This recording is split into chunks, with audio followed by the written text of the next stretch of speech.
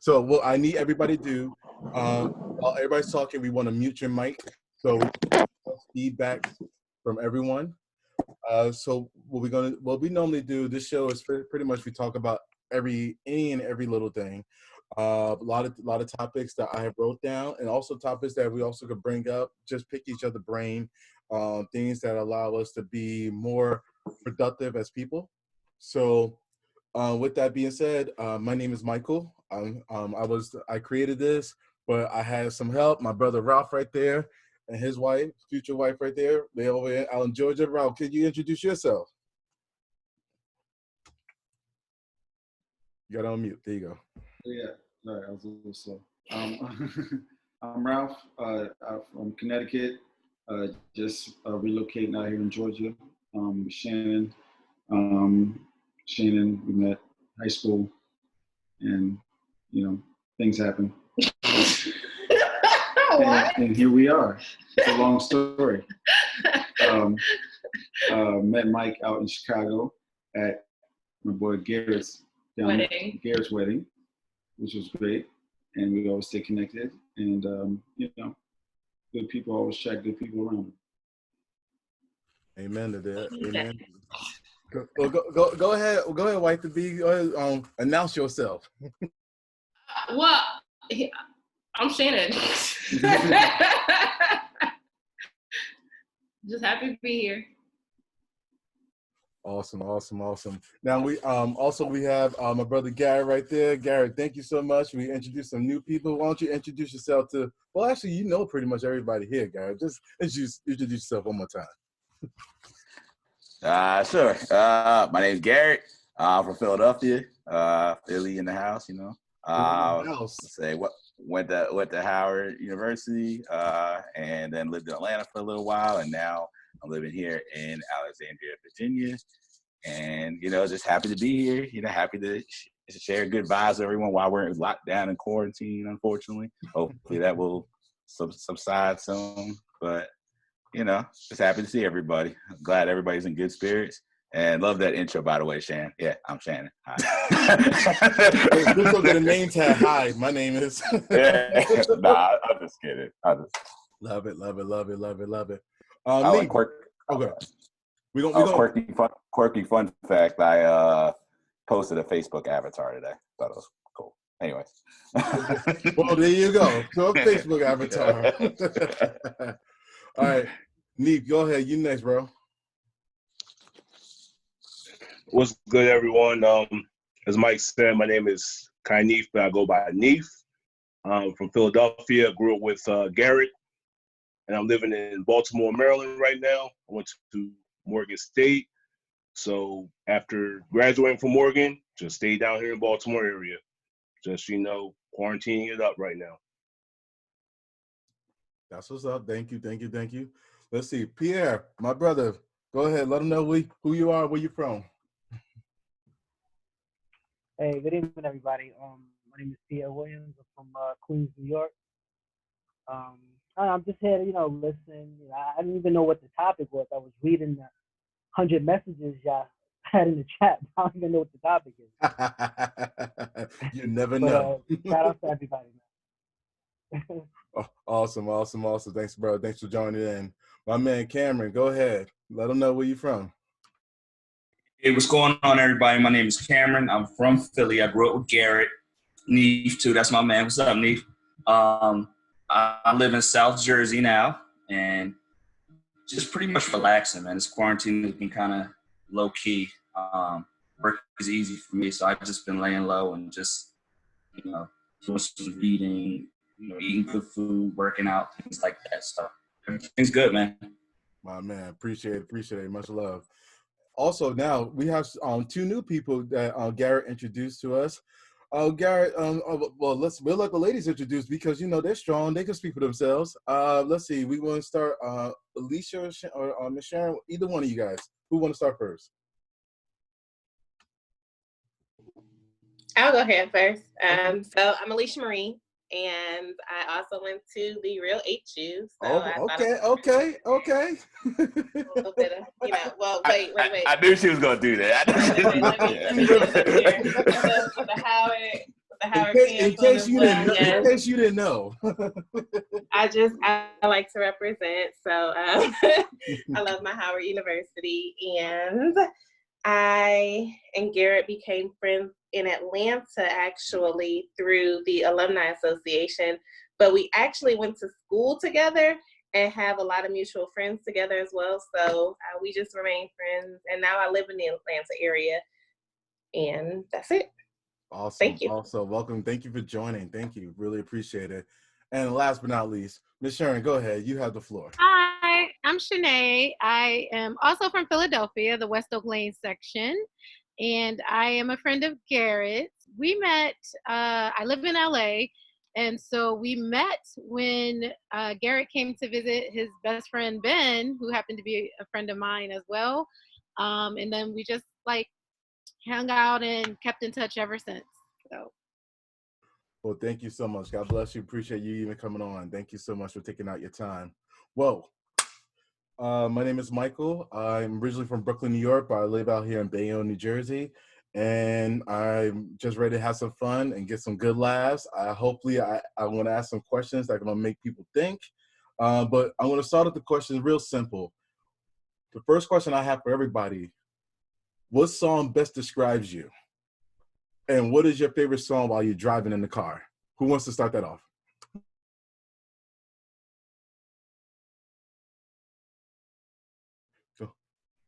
Let's see. All right, since nobody wants to say anything, we'll start. Go ahead, Garrett. Well, I don't know what my favorite song is because there's so many to choose from. Mm-hmm. But I will say something I've basically been jamming to right now in the car, and don't judge me, people. But it's basically been the Megan Stallion and Beyonce Savage remix. I've been hearing that all the time in the car. So I've been seeing the girl on TV who tries to do the dance and who came up with the dance. So I've been trying to do it too. Not very successful, but I want everybody to unmute yourself and give Garrett what you think. Everybody unmute yourselves. Go ahead, everybody. Terrible, Garrett. Terrible. Yeah, I knew that was gonna come out. I knew it. No, I like that song. And like you, I have the dance from the TikTok or whatever in my head whenever it plays, so I can relate. You're okay. Thank you. Garrett, I appreciate you that. have to do the dance. You have to do the dance. I don't know it that well. I've been trying to learn it. I give it your best. I can't lie to Garrett. I was listening to some Britney Spears earlier. We all go through strange phases with music. Bro, what is quarantine doing to y'all? Be singing along, knowing every word too. So you've been singing the "Hit Me, Baby" one more time. So I'm gonna be singing "Make My Way Downtown," walking fast. Oh my God! Oh my God! Woo! All right, wait, I wish I could say I'm surprised at that, but I'm really not. Well, it takes a real man to say it out loud, sir. I appreciate you. Very true. Who's Respect. next? What song best describes you? Go ahead. So I don't have a song per se that best describes me, but an album that I listened to from driving from Ohio to Florida was Life Jennings, his first album. And I could listen to that album from start to finish, and I know all the words for it. Hypothetically, superhero from, Christopher Reeves, the end of that album. So it's just it's an inspirational type album, but talking about real things from things that I can relate to from my childhood at least.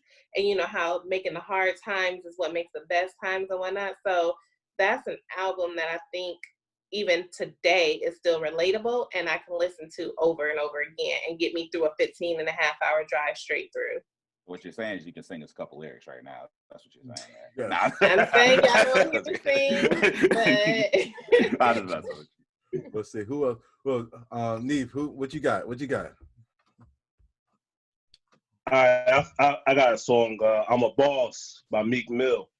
So that's a song that describes me because I'm a boss and I do boss things.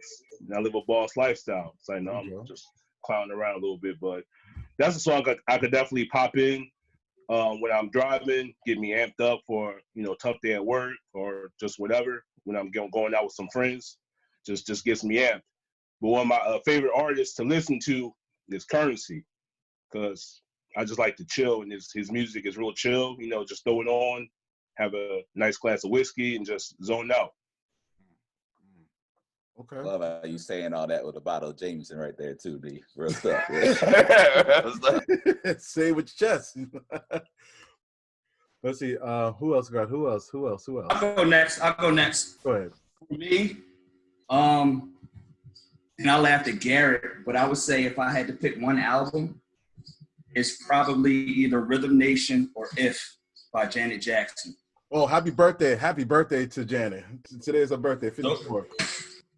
Yeah, Janet Jackson, like growing up, her and Mariah Carey were my two favorite. But I don't know. It's just something about her music that just makes me want to just like go out and be like the best version of myself, have a lot of energy, be off the wall, be super positive, be friendly to everybody. It's just something about her music that makes me feel good. So I would go with Janet Jackson, probably If, over Rhythm Nation. Now, at the end, I'm going to ask you all follow-ups. I got follow-ups to everybody, but go ahead. Who's next? Miss Shanae, you got it? You got one? Me? It's hard because I like so much music. So it's really hard to pick a song that defines me. But I would say maybe like If I Was a Rich Girl, any version, the reggae version, the Gwen Stefani version, because I'm always thinking about what I'm going to do when I get that money. And then we all think if you that. ask like exes, they would say that girl is poison. Don't trust the big butt and a smile.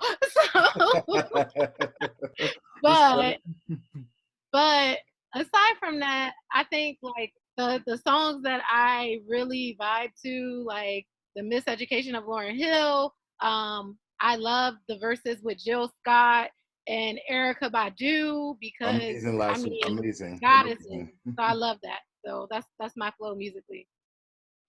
I said my ladies are neo soul clearly, so I'm gonna ask you some neo soul songs or some neo. I got some neo soul questions for you guys.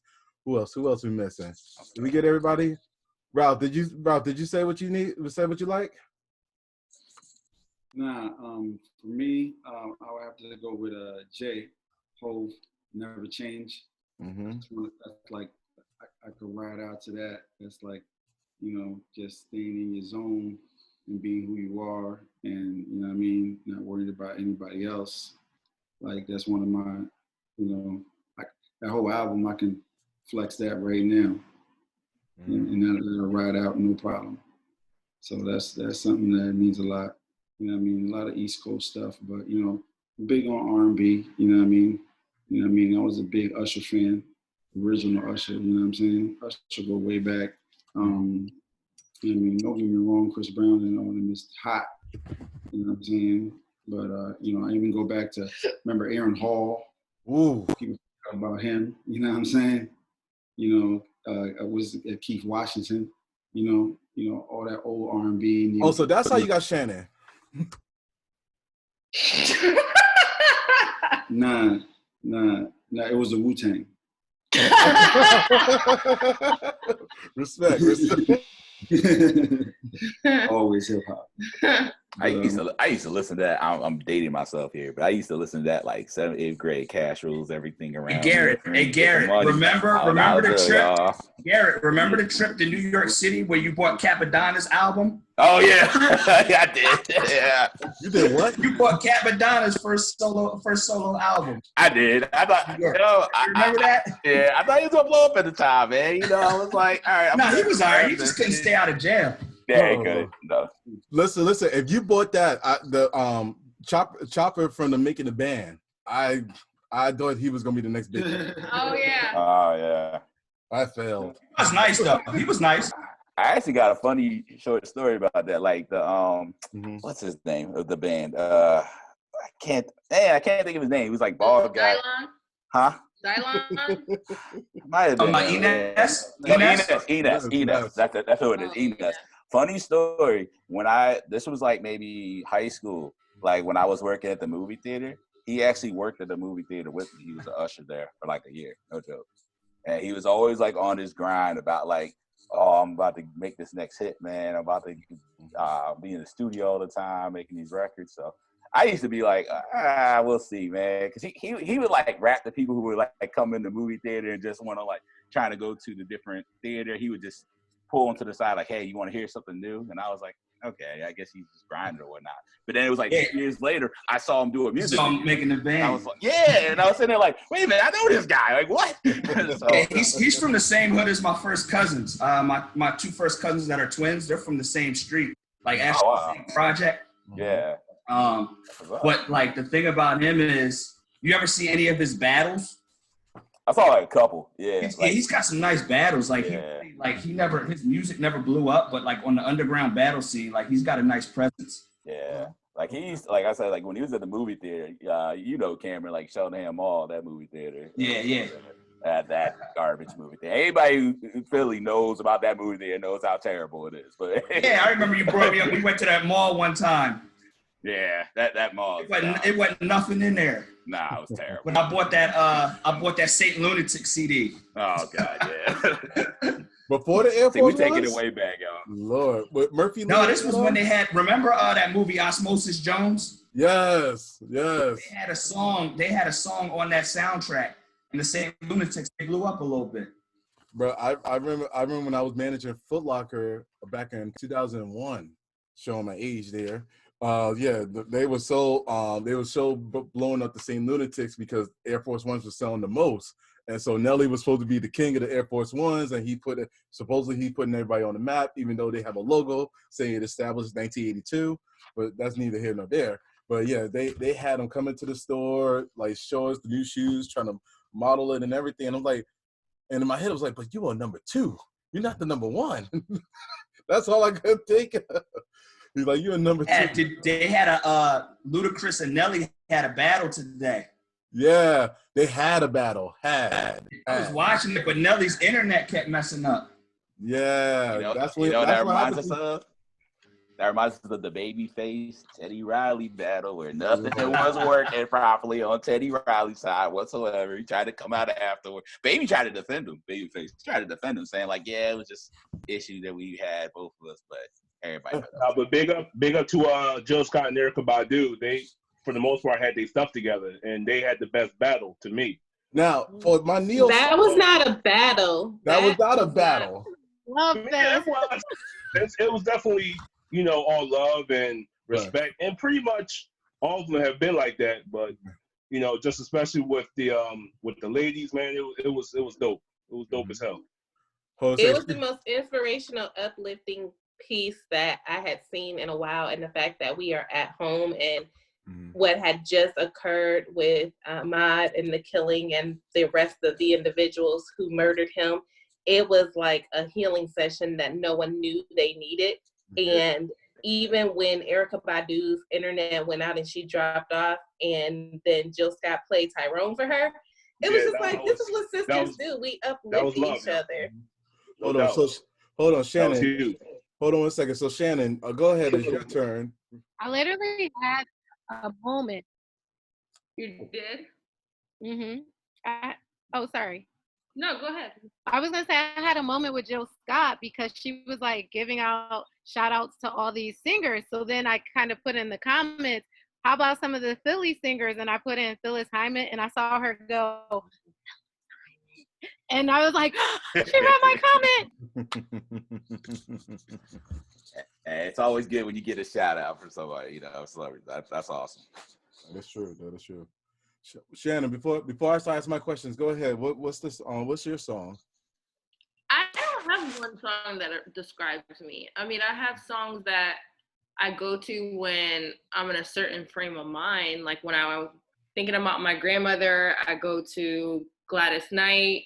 because that was a song we always sang together. Or if I'm thinking about my dad, I always go to Luther Vandross because that's what, or Phyllis Hyman, because he always played that when he was, you know, in his frame of mind, or if he had something that was in his head, he was always playing certain music in the house.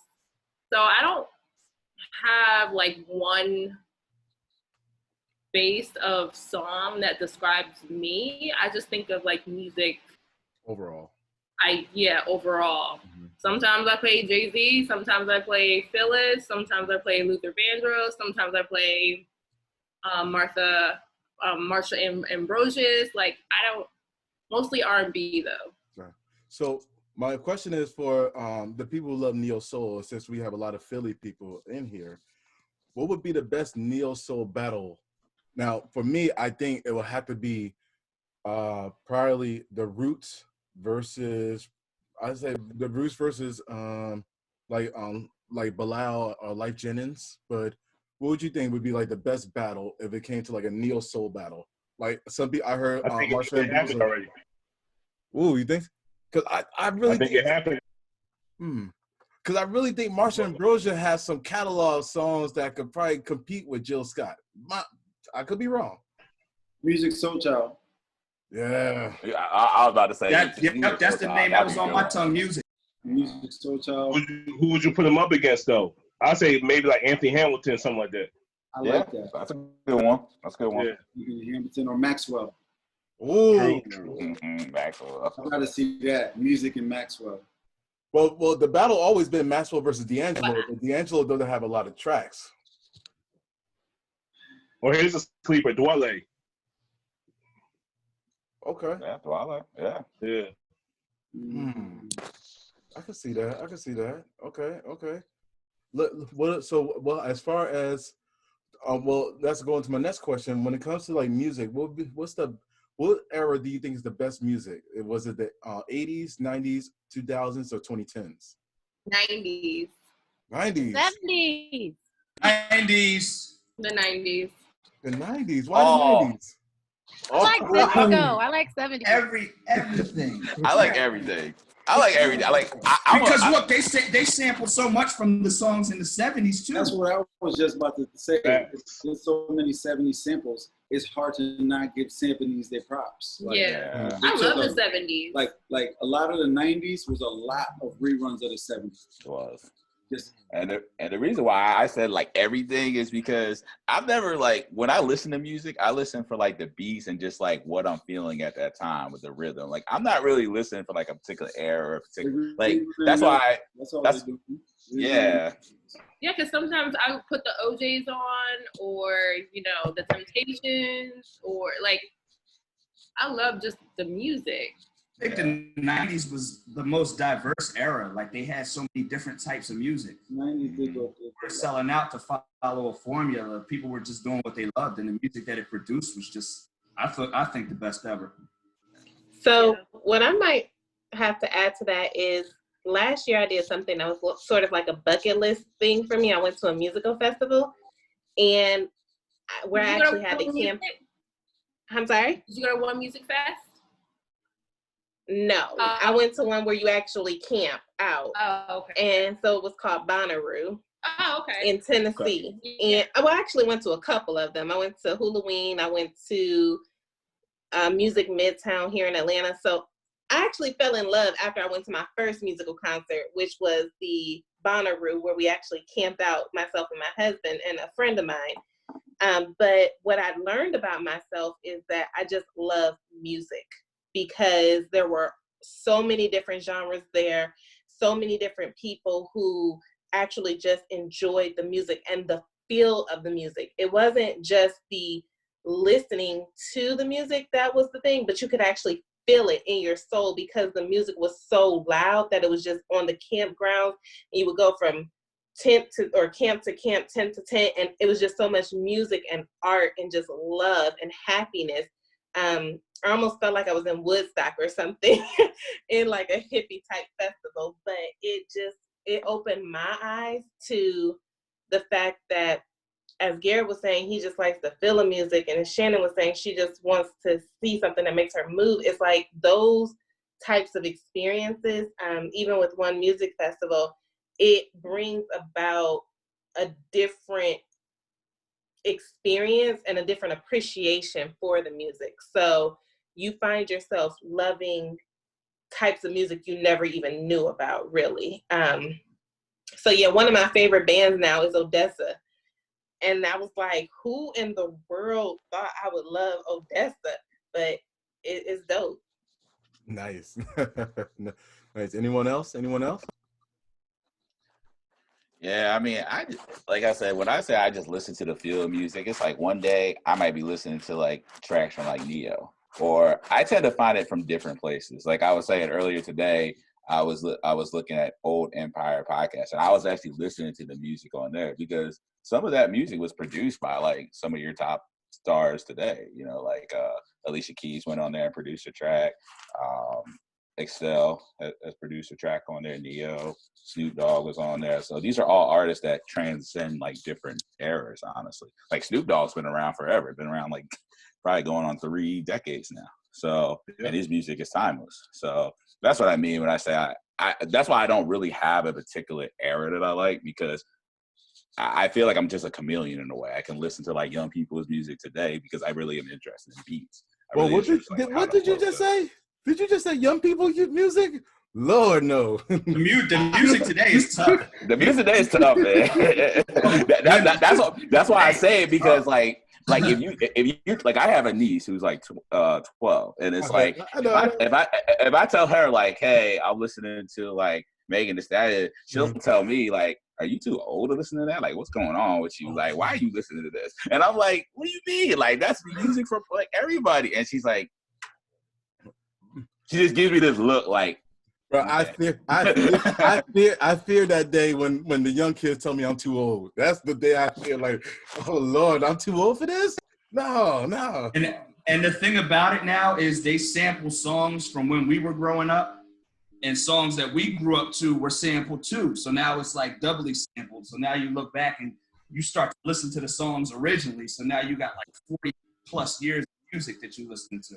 Well, the greatest thing to come out of New York City, and he is also a Howard alumni, will be P. Diddy, Puff Daddy. He does a lot of sampling from back in the day, and then with current people. You be like the music, and on the music you hear, the beats, I was like, wow, oh, that's okay, Diddy. And that's what I think I heard, sampling and dubbing. I heard that from him first. So that's a good transition as to my era. I think is the 80s personally, because the 80s birthed rap music. It was a great era for R&B. It was a lot of fusion with rock and rap. It was just a dope era. And when Mike was talking about Puff, he sampled a lot of songs that came out in the 80s. You know, like the Juicy Joint, a lot of Angela Winbush tracks were sampled. And it was just, you know, a lot of great music, you know, from like The Barge, Janet Jackson, New Edition, and then you got rappers like Rakim, LL. To me, it's close between the 80s and 90s, because 90s it just went to another level, man. You know, with the West Coast rap and, you know, the New York comeback, and I mean, just all eras. I love it. I thought the 80s, I thought the 90s really took that from the 80s and refined it and made that style better. So that's why I would give the upper hand. I feel you on that. But I'm just, you know, trying to give the 80s some love and respect. You know, that's just where it was birthed at. You know what I mean?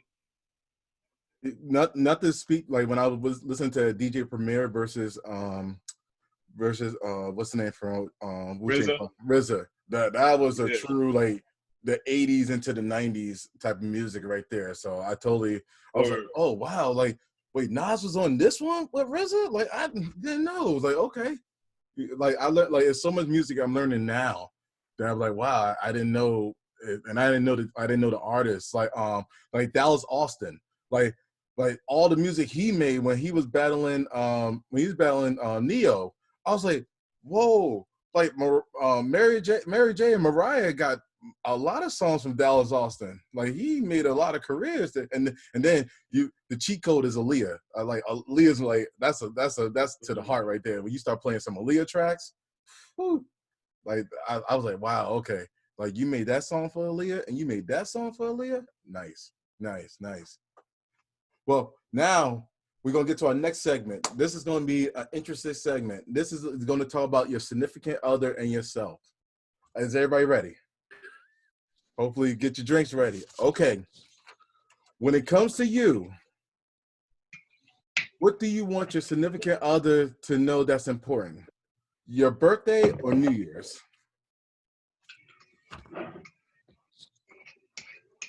Say that one more time.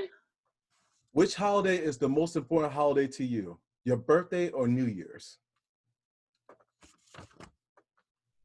Birthday. Yeah. I would say birthday also. Why not New Year's? I mean, New Year's is everybody's celebrating that. Like, I want my day. Thank you. Yeah, that's how I am. I want my day. I want everybody to treat like it's a national holiday or something. A couple of days. I take a week. A week? Wait, so yeah, all right. I will plot things out. So should we I want you to think about it beforehand. Like not on my birthday. Oh, what we gonna do? Like think about it way beforehand. Really? So okay. So when it comes to your birthday, must it be celebrated that day or that weekend? From that day throughout the weekend. You gotta choose one or the other. So they basically saying it's a national holiday. Like you gotta treat it as such. I can tell you, like my birthday, I did like a Malibu wine tour. My husband was sick of me. We did dinner, brunch, too much. Yeah, I mean, if your birthday is like, let's say Wednesday, yeah, and you can have dinner and like maybe a gift, and then on the weekend you can like go out with your friends. He signed up for this. Yeah. Like your birthday should be 2 birthdays. See, like recently, like my wife's birthday happened right before quarantine, so we had like went to celebrate at Top Golf actually, like the weekend after, and like that actual day of her birthday, we were supposed to go out to dinner, but she wasn't feeling well, so we ended up just like I got her some flowers and we just had like a nice quiet dinner at the house basically. But she loved it. She told me afterwards that's exactly what I needed, and that's the thing. That's one thing I've learned is that you gotta when you celebrate birthday, do it in a way that makes them happy, that makes your wife or your significant other happy. At the end of the day, like it doesn't have to be like some grandiose thing. It has to be something that touches them. Say word. Yeah. Okay. Just Wait, what'd you say, Ralph? Spoken by a married man. The life you say will be your own. All right. All right. So, what would you say was your favorite birthday gift from your significant other?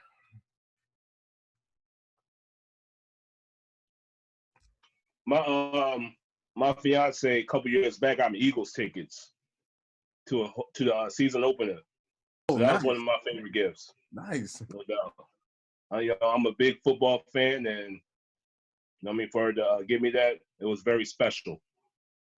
I could hear it in your tone. It was very special.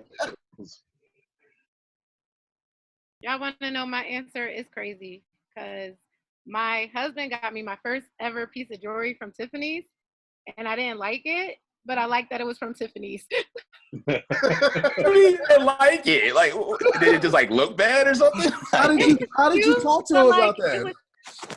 Because like I really like thought about it for days and days, and then I was like, listen, like I love that it came from Tiffany's, but like this is kind of like a bracelet, and it made me feel like something I would like when I was 16. And I'm like, but I'm 35, so I don't know. The little heart, it was cute, but I tried of me. Bless his heart. Bless his heart. Who else? Best birthday gift you received from your significant other? My best birthday gift for Ralph was me and his sister. Was it 2 years ago or last year? Last year. No, 2 years ago. 2 years ago, we planned him a birthday party. And I flew up because he was in Connecticut. I lived in Atlanta. I flew up secretly and I called his best friend who lived in Detroit. He flew in secretly. Like, we all had this whole like secret, and it all came together. And then he walked in and everybody who was close to him was there. And that was the best surprise for him. And for me, watching him, it was the best gift ever. He cried. You cried? Ain't nothing wrong with that, man. Yeah, I was gonna say, man, real men cry, man. Don't feel bad about that, man. Yeah, you're right about that. No. Hey, I'm just mad because how the hell am I supposed to top that?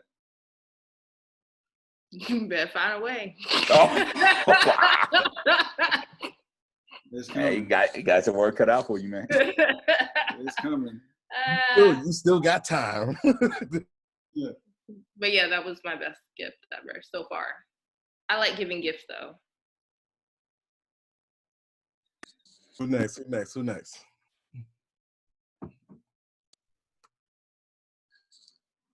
I guess I'll go. So probably like, I don't know, because we've done so much different things for birthdays over the years, but like I would say one of the best ones was like when my wife gave me like a Apple Watch, basically. I thought that was nice because at the time I was just like not really into like watches that like tell you like what calories you're burning and all that stuff, but I was just like, oh, okay, this is something cool because I do like tinkering with different gadgets. So I said, hey, let me try this out, and just thought it was thoughtful. And what was interesting about it was when she finally got me mine, like she had one, her parents have one, her brother has one, so we were all kind of like connected on a family chain that way. So it was pretty cool. I would say that's probably. That's awesome. Sorry. Oh, you're good. You're good.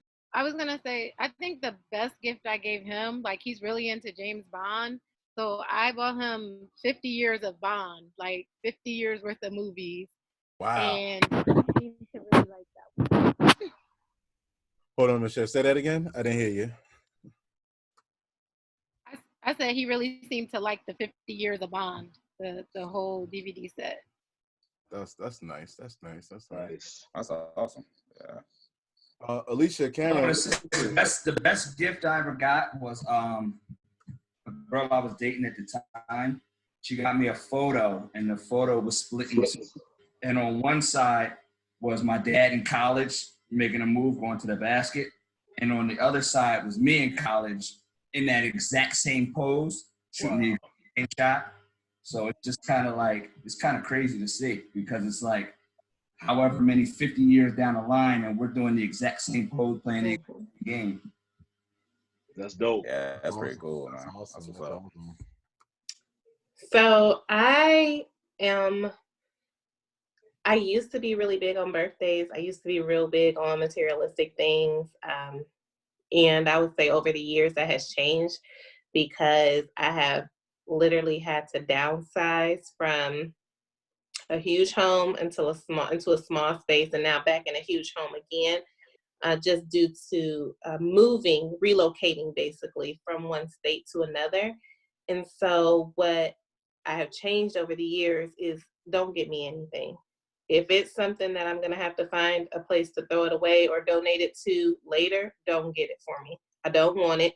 I don't want the jewelry that I might lose. I don't want, in fact, when he bought me my engagement ring years back, I had no say in it, of course, and I love it, but it was just like, this is an expensive thing that I'm going to have to keep up with now for the rest of my life.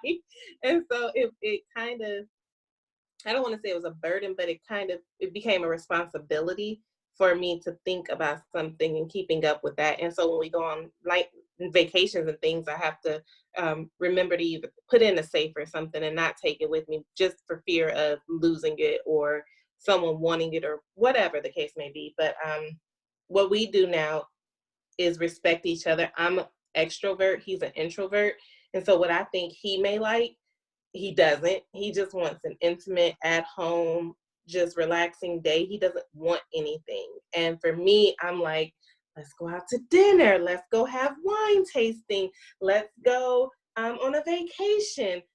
So we've made it more so about what the other person will enjoy for that day, even though we know that, say, I might not want to sit in for his birthday, but I know that's what he wants. So I'm appreciative of loving him the way he needs to be loved and doing that for him. Awesome. Hey, you make sure you lock that ring up. Don't lose it.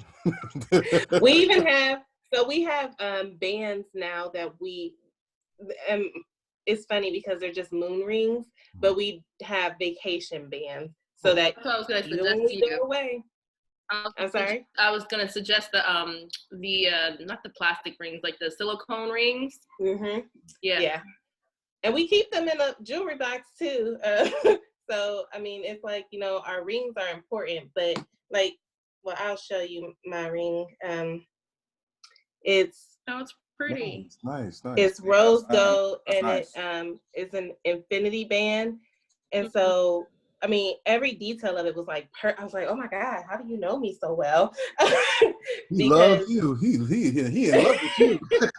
But I was like, this was like something that I would never want to lose or misplace or anything like that, because he had it custom made and everything. And I was just like, you cared about me enough to put so much effort into what you gave me to show me that you love me. So I want to make sure that I value that as well.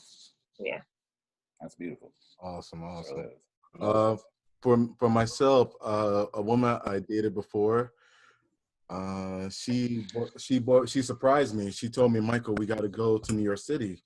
I was like, why we got to go to New York City? I was like, we got to go to New York City. So I get in the car, and she was just throwing an argument out of the blue, like, you ain't this, you ain't that, you ain't this, you ain't that. And then we went to this building because I thought this building we was going to go to an acupuncture class. And I go into the building. I saw all these fine dressed people, and what she did was she bought me a suit, which is right here. But what's so significant about the suit was she got my initials sewed into the suit. That's dope. That's what's up. I was like, whoa, and then had the tie with my initials on the tie as well. So that's one of my best gifts. I couldn't believe, like, and she was just starting an argument. It wasn't even like an argument. She was like, that's the only way I could get you here because you would have figured me out. I was like, you smart. Okay. Well played. So that'll be my significant gift. But I think from listening to everyone, I think and tell me if I'm wrong or not, I think the most important thing is that person just made some type of effort. And I think that's the most important thing when it comes to gift giving, or just or what's one of the love languages, acts of gifts. It's just that you sat there and you didn't say, okay, let's rush and do it. You took a couple of days to actually figure that out to do it. Would everybody agree, or anybody would think otherwise? No, I agree, because I was going to say the same thing about the love languages. It's very important that you understand your partner's love language, because like my partner is big on gifts. I'm not big on gifts. That's why it was like easy for me to be like, well, like, but I'm big on experiences, and that's why I want to like go to the wine tour or something else on my birthday. So like understanding that will save you a lot of heartache in a relationship as you think about what to get and give and things like that. Awesome.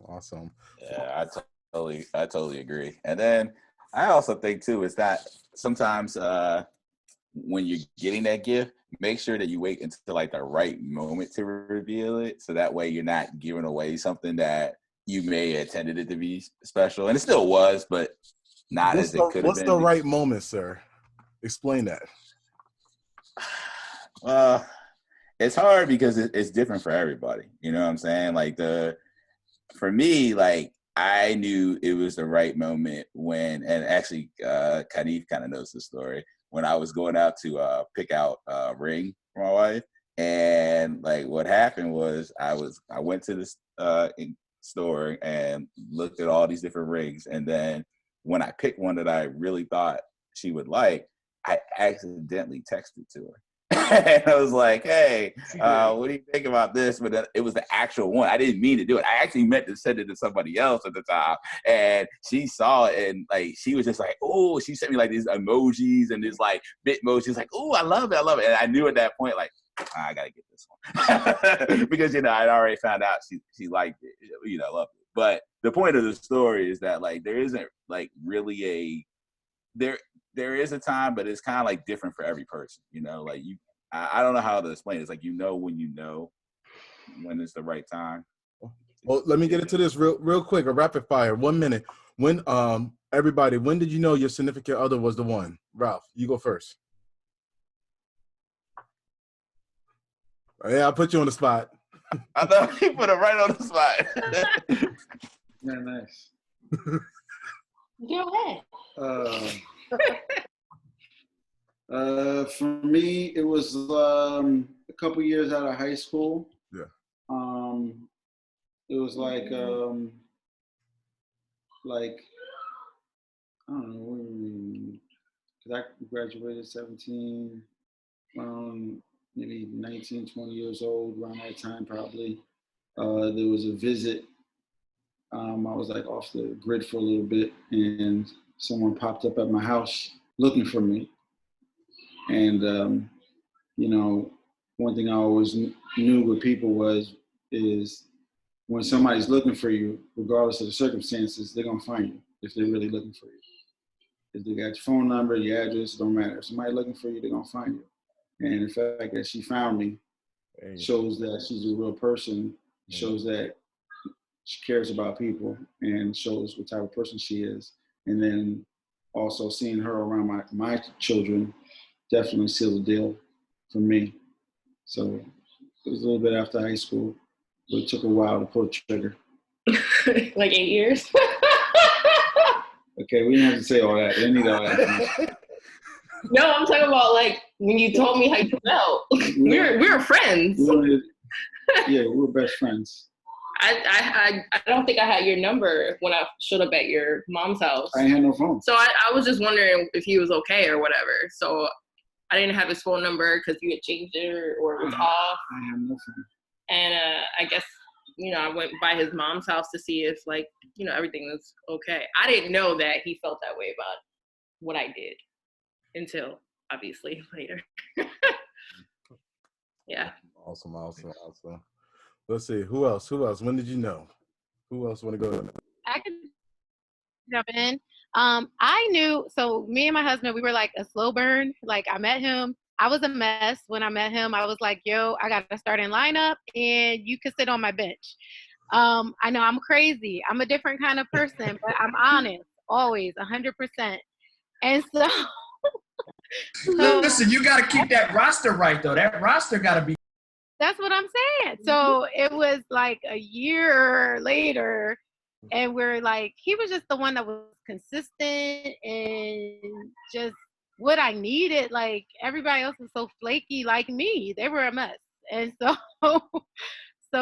I just like one day we were like sitting in the car and I looked over and Marvin Gaye was playing, and I love Marvin Gaye. Marvin Gaye, I Want You was playing, and I was like, I actually want this dude. Like I didn't think I would ever like him, and then I found myself like falling for him over him just being him and just being chill and like not trying to change me from who I was. Awesome. Who's next? All you married people. Who next?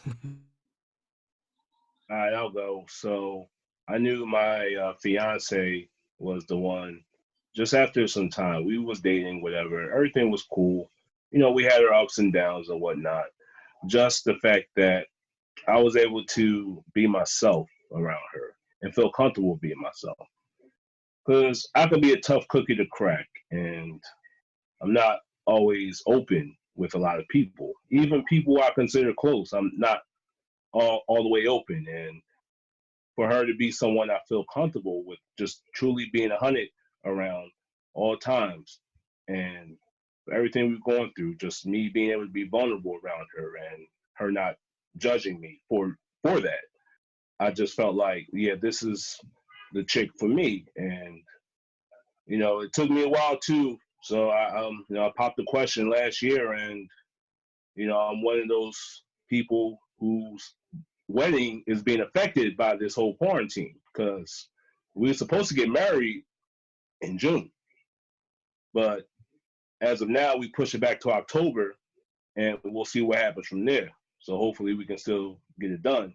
But all in all, just for her, just being who she is, me getting to know her getting to know me more so, is how I knew that she was the one for me.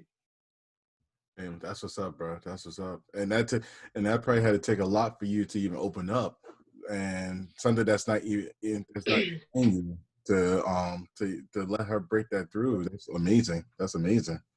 That's amazing. Who's next? Who's next? So I'm sorry, Kenny, that you're going through that. Yeah, sorry about that, bro. Appreciate it. It's gonna happen. It's gonna happen. That's the good part. It's gonna happen. Yeah, it's gonna happen, bro. So I knew that I didn't know my husband was the one, but my husband knew that I was the one. And I had finally come into myself, find myself. I have a now 15-year-old daughter from a previous relationship, and she's a tough bird, just like her mother. That's what we'll call her. And at the time, me and my husband were coworkers. And the day that I interviewed him and recommended to my boss that he hire him was the day that my husband actually fell in love with me. And I didn't find that out until the day of our wedding, when his best friend, who was his best man, made the speech and said that after the interview, he called him and said, "I love her." And I was like, wow. But we worked together for about 1.5 years, and I decided that I was going to move to Florida for a better opportunity from Georgia. And he was like, well, I'll help you pack up your stuff and drive it down to Florida. And I was like, why are you doing this? And I was like, no, me and my cousin have it. We got that in the truck. He's like, no, I'm going to help you. And he drove the big old truck, helped clean out my house to get it ready for me to rent it. And about 6 or 7 days after I left, he called me, or I called him, I don't know. And he said, I think we should be together. And I was like, that's a horrible, that's bad. What? This is not a good idea. I just moved and, listed off all the reasons. And then I gave it a couple days to think about it. And I was like, all right, that's a really good idea. So let's give it a try. 3 months later, we were engaged. No lie. And so it was more so, when I say I'm a tough cookie, he kind of won her heart over too. So one thing that he got me for my birthday, the year that I was leaving, was books. And on my desk, he left me a bag, and in it had a book or two for me, but then it had 3 books for my daughter. And so he kind of won her heart over as well. And he is also one of the people that I defer to. So I don't listen to anybody. Garrett knows I am a tough cookie. To get me to do anything you say is probably it's easier to move a mountain, basically, with your bare hands. And I was always the person, I'm never changing my last name. I'm never conforming to a man. I'm never moving for a man. I'm a strong woman, had my dream job. I'm now back in Georgia because I quit my dream job. You see, my last name that's not my maiden name. And so he never forced me to do anything, but his ways were something that made me want to do it. And when you can make me do anything, hey, you're the one. Gosh, there's nothing else I can do about it. My story is kind of like yours, Alicia, in that he knew way before I did, years before I did, because when he first came to me, I guess about 6 years ago, And he was just like, you know, I had feelings for you. You know, I think we should take it there. And I was just like, no, no, no, no, no. We're great friends. We've been friends since we were 14. And I was thinking, like, I rammed on all the reasons that this will not work out and why it wasn't good to jeopardize our friendship because we had been friends for so long, and why mess up a good thing when, you know, we already have a good thing. So let's just keep it this way. And it was just me running from relationship to relationship that I knew wouldn't work out because they would keep my feelings safe if they didn't work out. So, you know, I can keep doing that. And so that was, yeah, that was 2 years before we actually got together. And what made me change my mind was I had a big life-changing episode, and it turned everything upside down. And he was still there, and he was still pushing for, he wasn't pushing, because if you push me just like you, I'll be like, absolutely not. And he, in his own way, like, guided me. He was just there. Like, he was consistent. He was always calling to make sure I was okay. And it just evolved that way. I started to look at him a little bit different. And then I looked at a list that I had written up, the list I sent you, Michael. Remember? And a friend had me write that.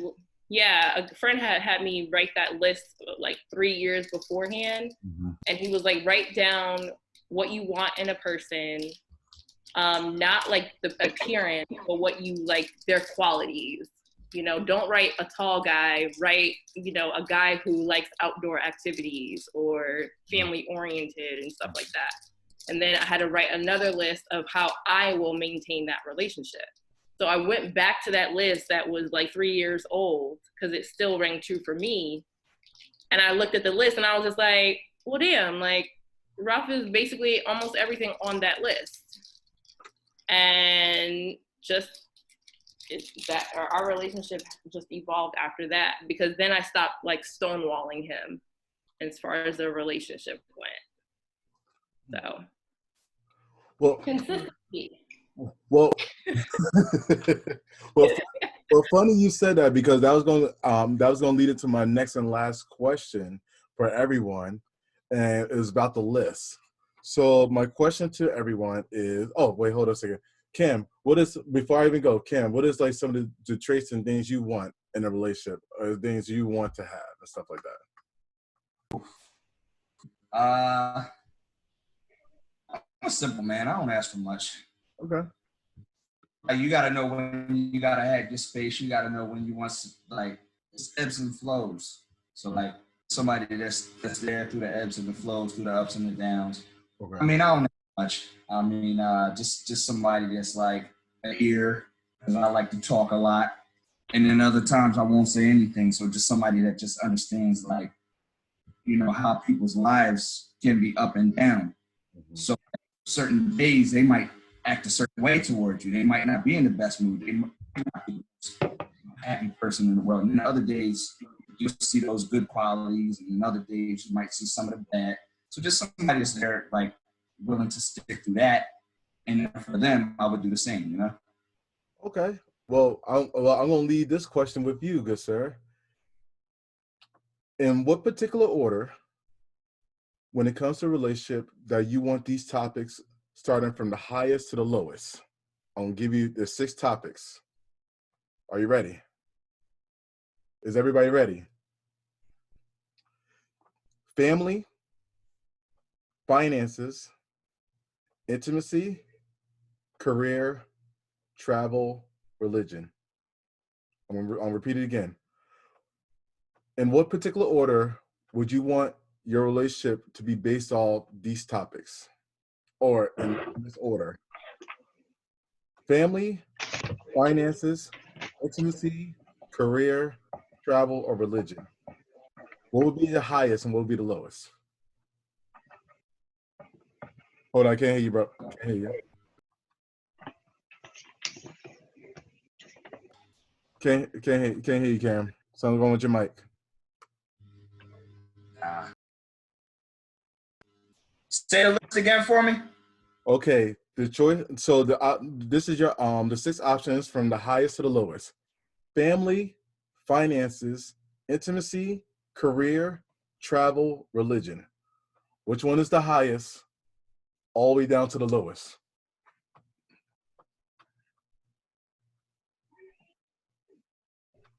I got my list. I go. I'll let Cameron go first, and you go next, Shanae. All right, No, she can go because I'm making my list right now. Okay, I'm making mine right now. Go, Shanae, go ahead. All right. So I prioritize these. Hold on, wait. Your connection went bad, Shanae. Let's try it again. Mike, we going one by one, or you going? Everybody going to do the full list at one time? If free for all, anybody could go. Can you hear me now? Am I back? I get you now. Okay. So intimacy, because like, I mean, there's that's no the relationship. highest? Is that the highest? That's the highest. Because I'm so family oriented. I'm not big on religion, but I'm big on spirituality. So that's finances.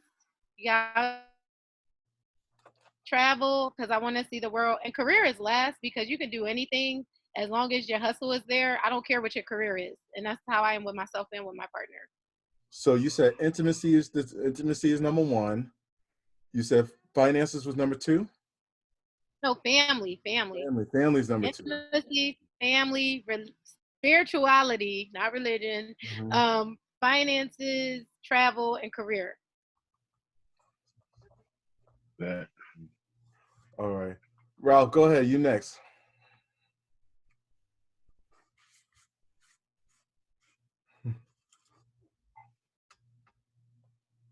Hold on. You're muted. You muted. There you go.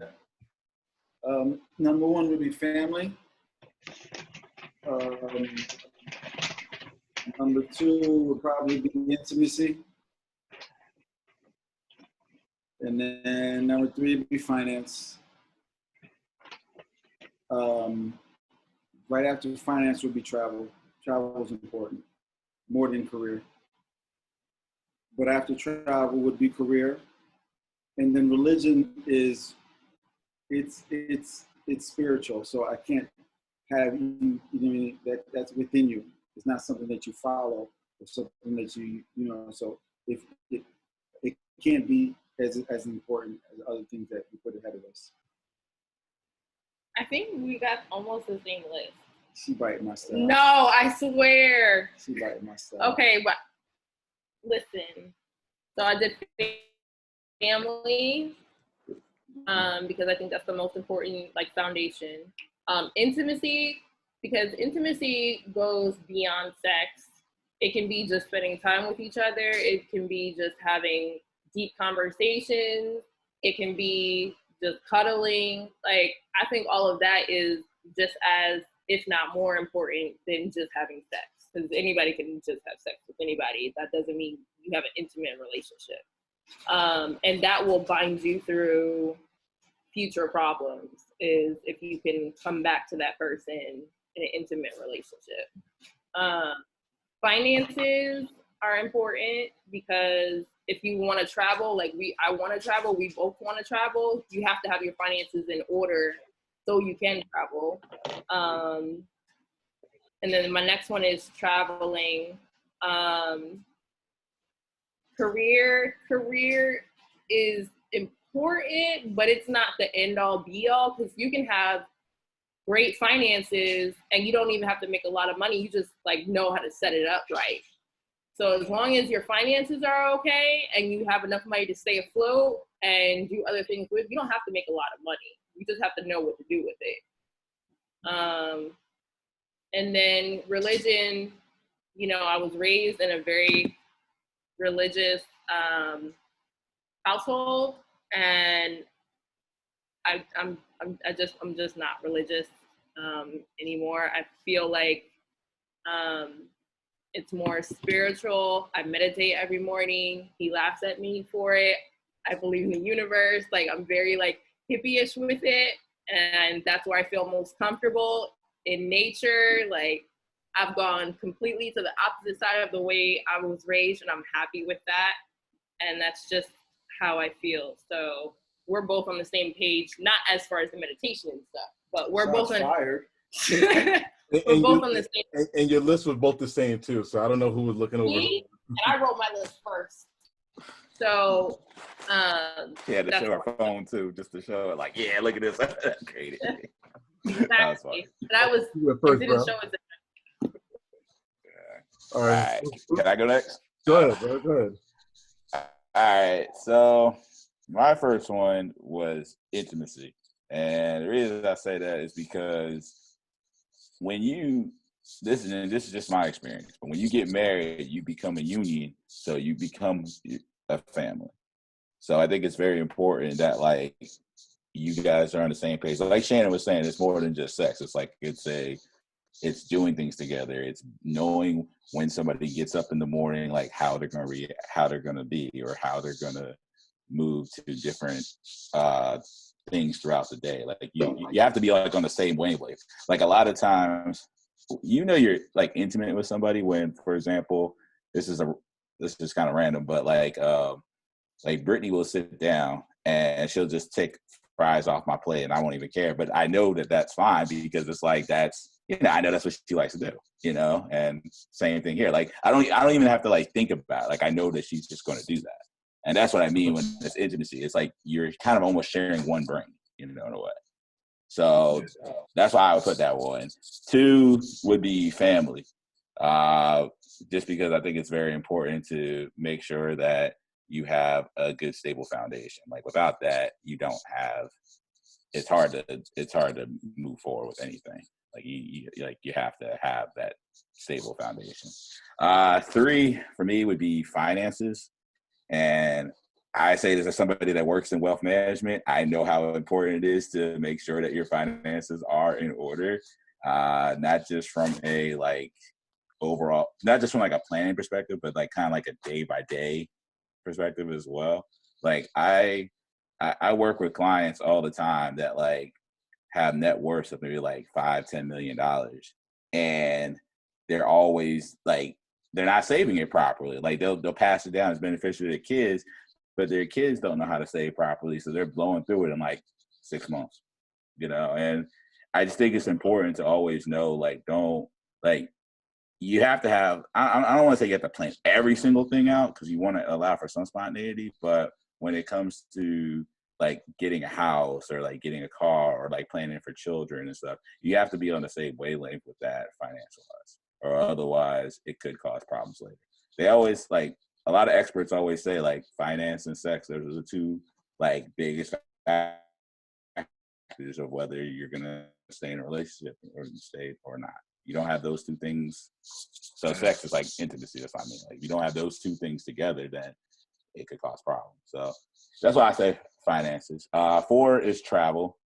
Brittany and I both love to travel. As you guys have probably seen on Facebook pages and stuff, we're always going somewhere. It's killing us right now that we're not able to travel during this COVID. Like we were, like for example, we were before unfortunately COVID hit. We were going to be in Cancun for Kenny's wedding. Then we were supposed to travel to Dallas because her parents moved there recently, and we were supposed to visit them.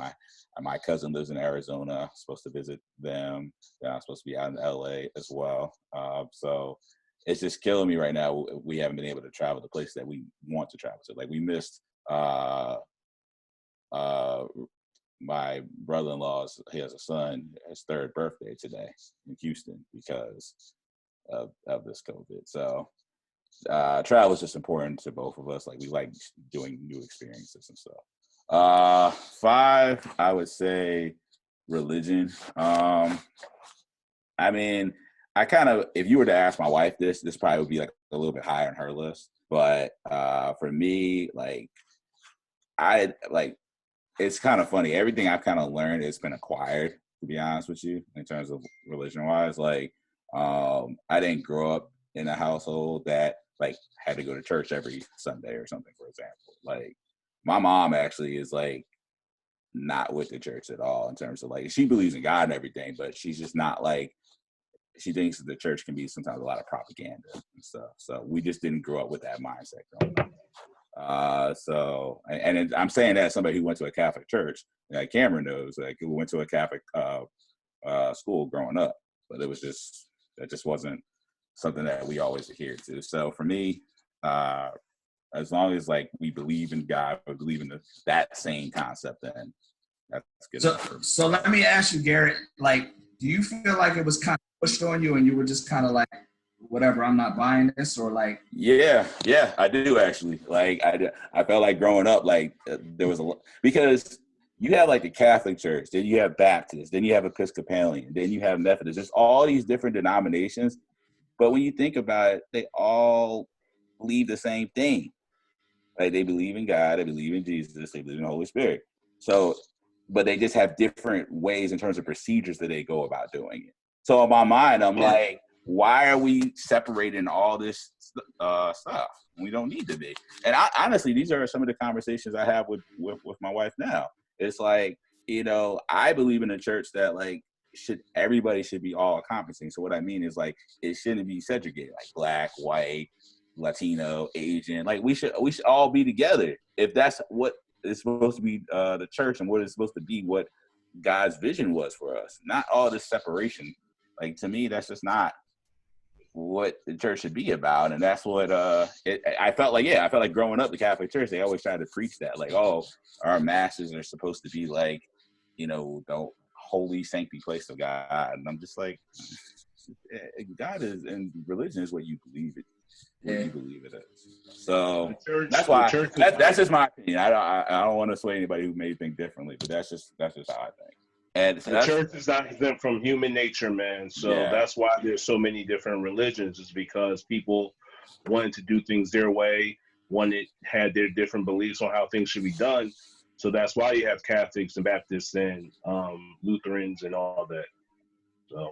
Yeah, I mean, I agree. I mean, it's just the thing was like when you have Catholics, Baptists, they all believe in, like when you think about at the core, they all believe in God. They all believe the same thing.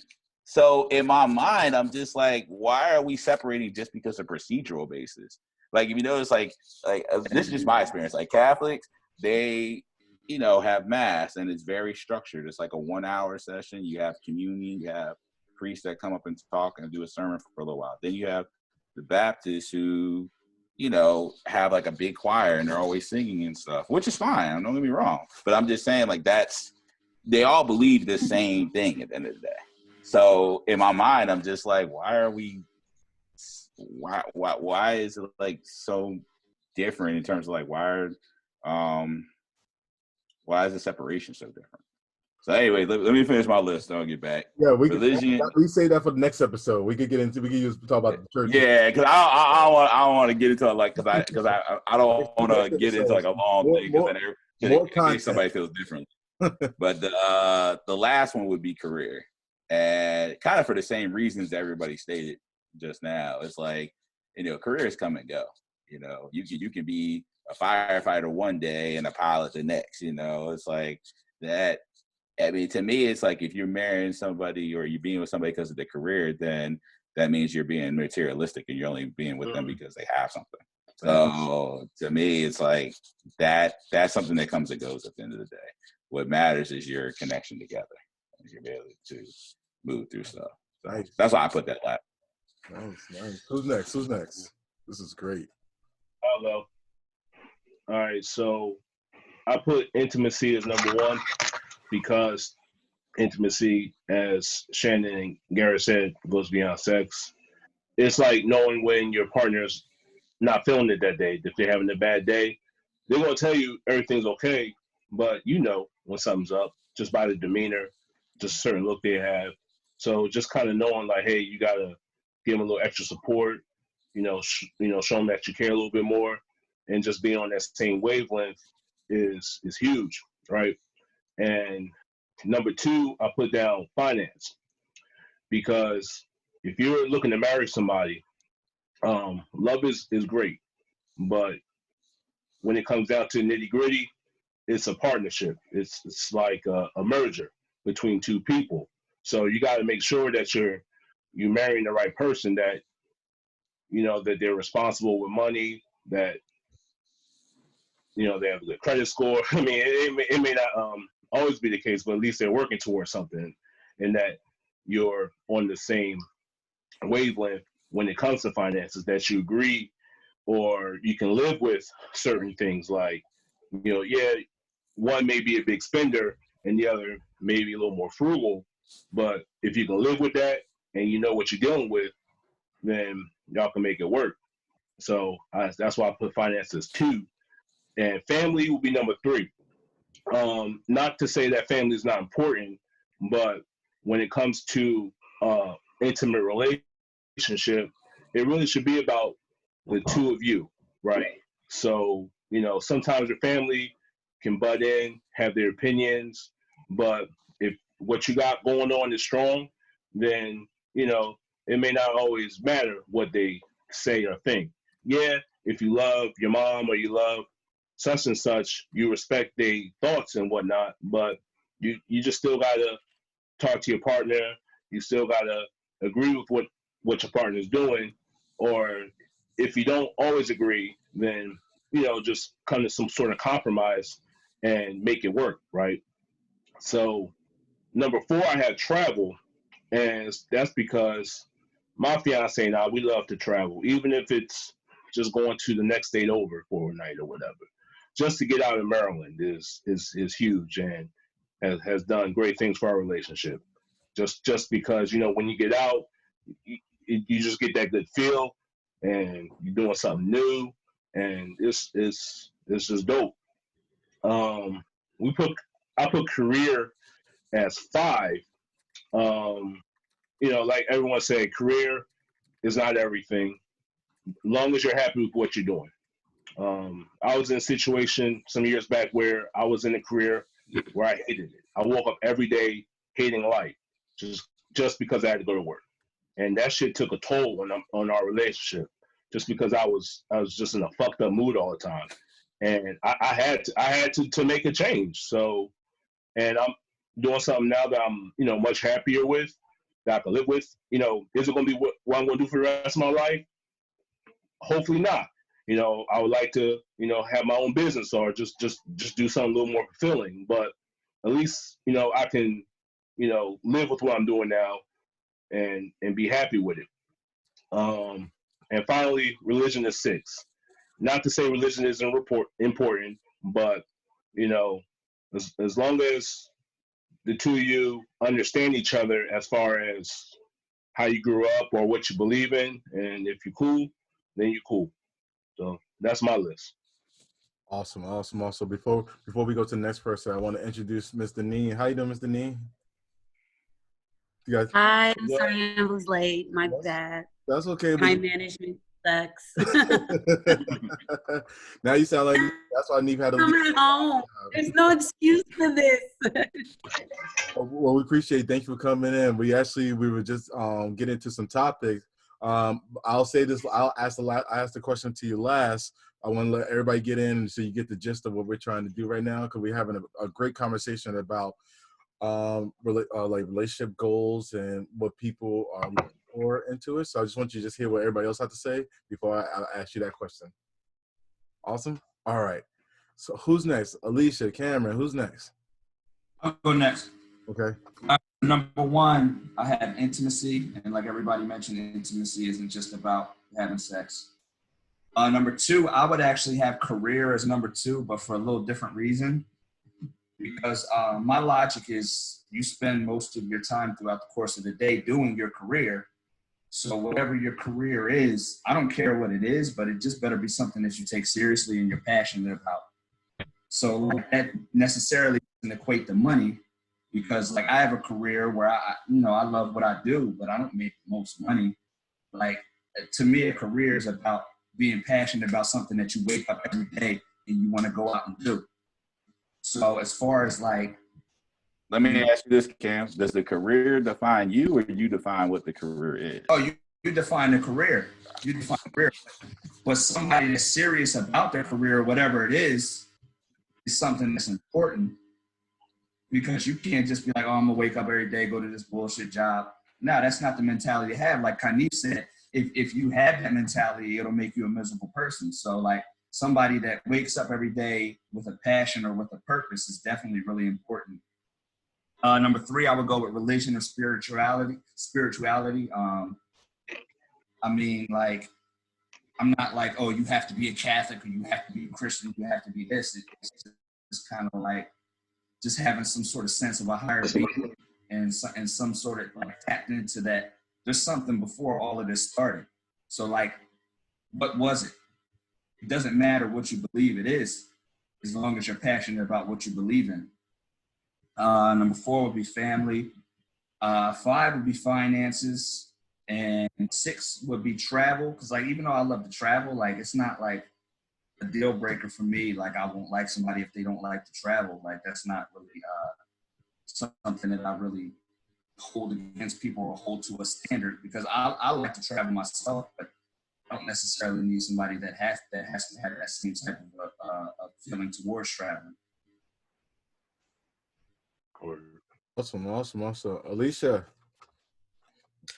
Okay, so it's funny because I told you all about, my husband and how he courted me a little bit. But when he told me that we should be together, I actually called my pastor, because one of the reasons why I was hesitant was because my husband is Indian, not Native American Indian, but Indian he's American. His family is from India. Mm-hmm. However, their religion is something that they're born with, which is Hindu. And it's not something you can convert to. It's not something, you can transition into, even if you wanted to. It is a birthright. It is, all of their religious aspects are only Hinduism or Indian people. Even if you look at all of the religious books and pamphlets of everything, it's nothing but Indians, right? So I had to call my pastor, and we were not married until my pastor married us, right? And so who was there on the day we got married? It was Gregory Ward from my church. Even though we weren't in a church, we were, for me, that was really important, right? And I'm saying this because my list has changed over time, however. So when I give you now my list, I wanted to have y'all have that as a background, as just a foundation. So my list is exactly the same as Garrett's, which is really funny. Intimacy is number 1 for me, because that connection, that becoming one, is something that is highly important to me.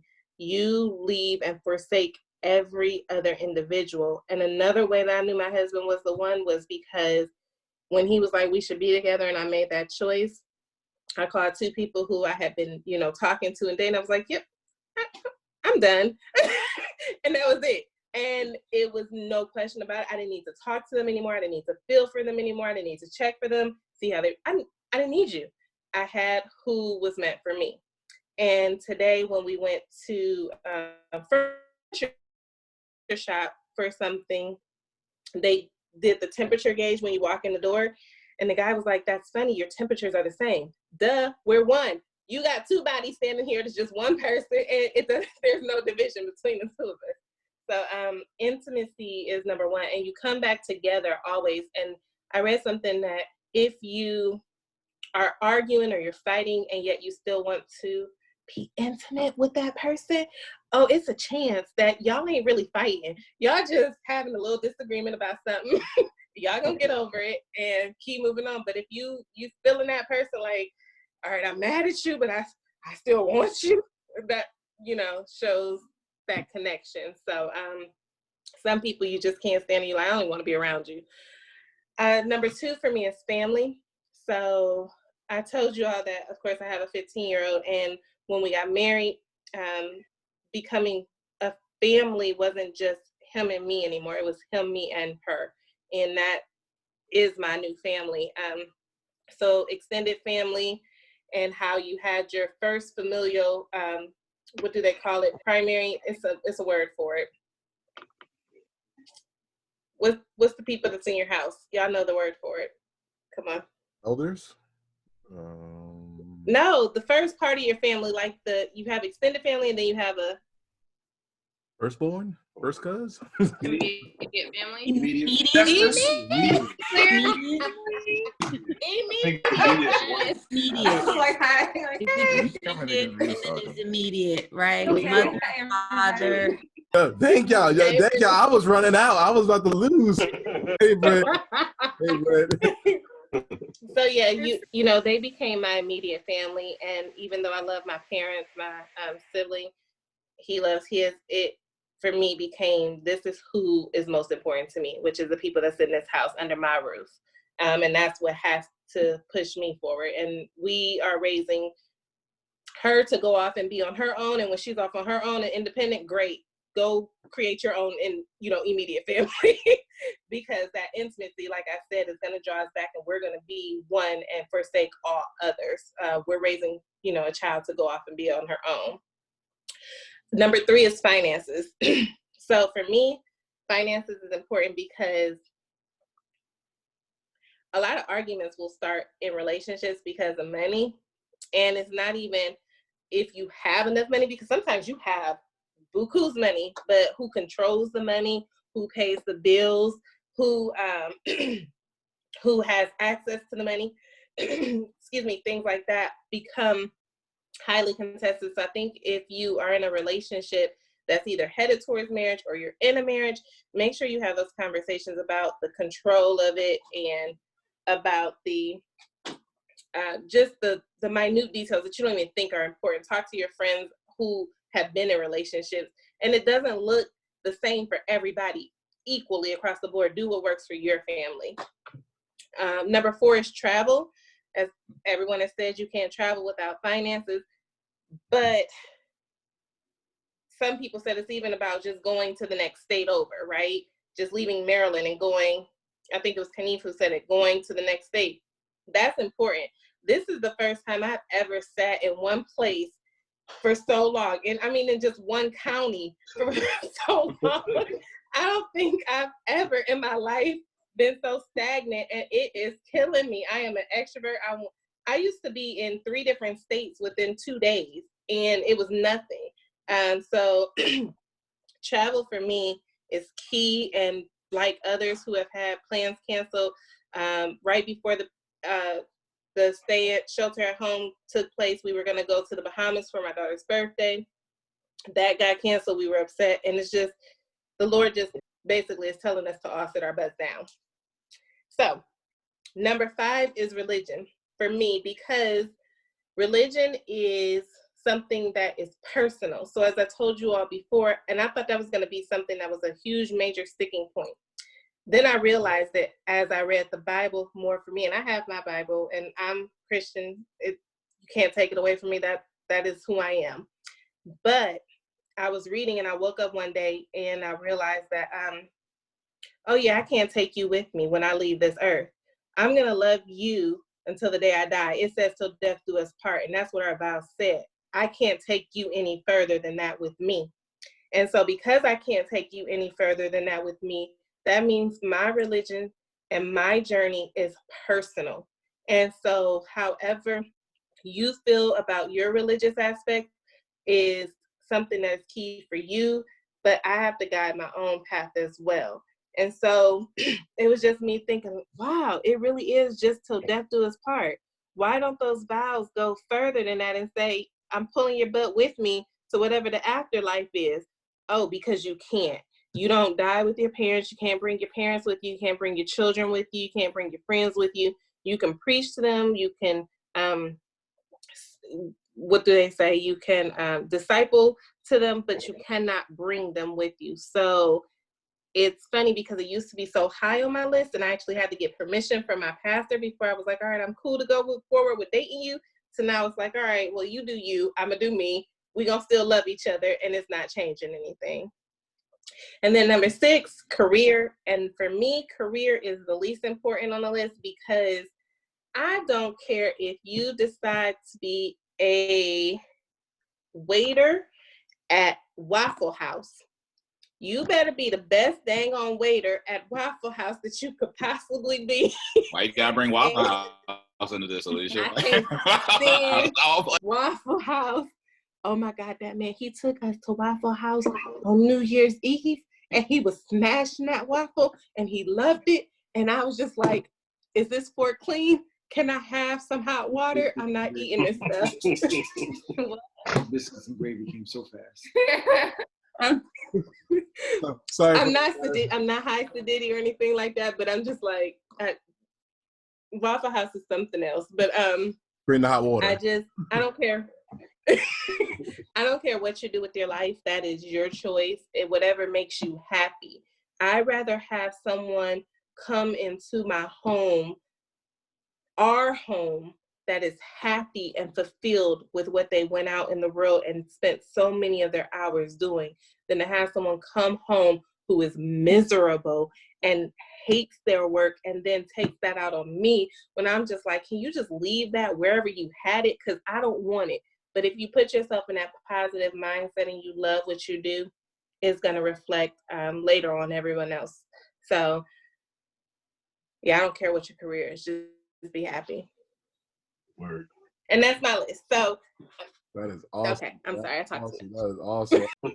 Well, Alicia, what's interesting is the people who know my ex-girlfriend, she was Indian. So I missed the part where Shannon was telling me when I should have created my list years ago, because religion should have been one, because Hindu and me, we grow up no denomination. My mother and my stepfather are both pastors. So she was a vegetarian. I wasn't. So we had to get separate pots, separate plates. When we, even like little things, when I would try to like invite her parents out for dinner, they didn't want to go out because they believed in arranged marriages and they want her to be with her kind. So anytime we go out to dinner, they would send her brother and sister out with us. And I would try to pay for everybody. And then like, oh, no. They would try to slide their credit card over because they didn't want to feel like they owe me. So it was things that I just didn't understand. I was like, wow, like that's interesting. So my husband had the same, another way I knew he was the one, he was like, yeah, I chose you. Done. I love you. He was a vegetarian. He ate meat beforehand. His parents are pescatarians. The day of our honeymoon, he's now pescatarian because we tore up some lobster while we were in Punta Cana, and he eats it now. But yeah, I had those feelings too, but it was never separate our plate. You still kiss this mouth, don't you? This mouth ate meat, didn't it? So you gonna love it all. You gonna love it. Did you have two different weddings? No, we were going to have two different weddings.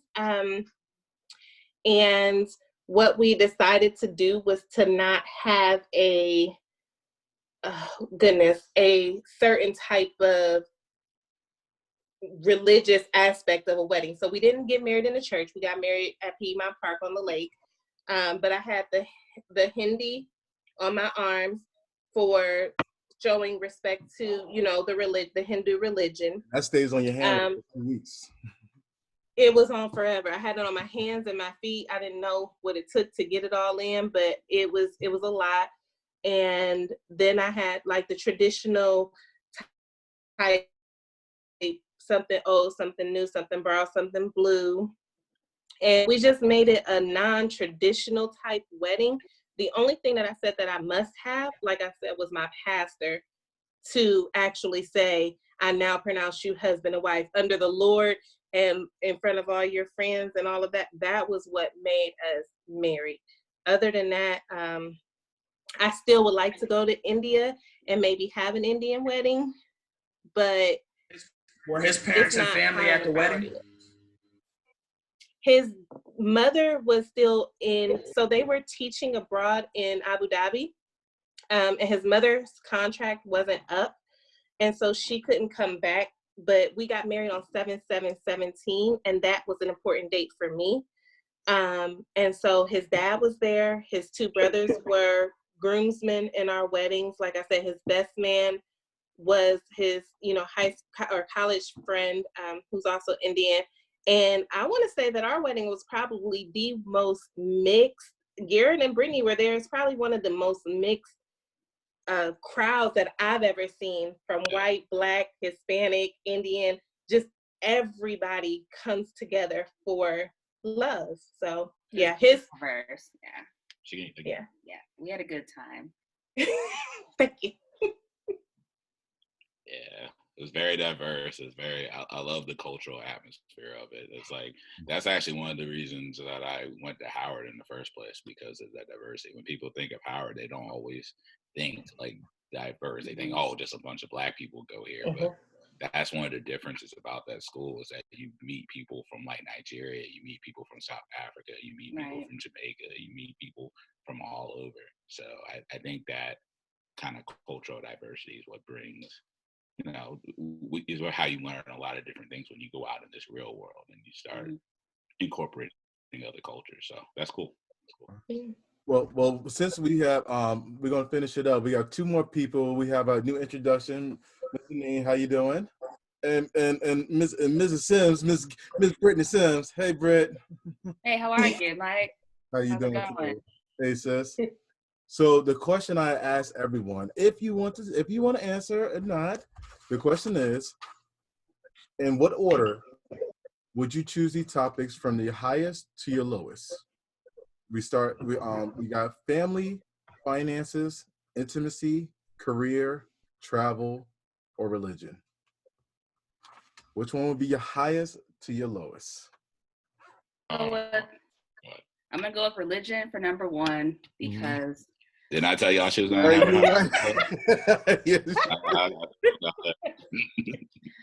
The reason why I have this number 1, my cousin and I were talking like a few years ago, just thinking about like, different things we have in life that, maybe some people may easily take for granted, or you feel like you have it because you did something to accomplish it. But the truth is that God, that we believe, is our source, and that the things we have, like the great job, or you meet your partner, you have a home, you have a car, or just, there's money in the bank, is because God is your source, and those things that you have are all tools. So I'll leave that as number 1. And then I'll go with family, finance. I'll go family, then intimacy, finance, career, travel. Yeah, I'll leave it at that. Travel is like one of my favorite hobbies. I feel like there's so many places in the world to see. And something I have on my bucket list is to travel someplace where I can watch whales swim.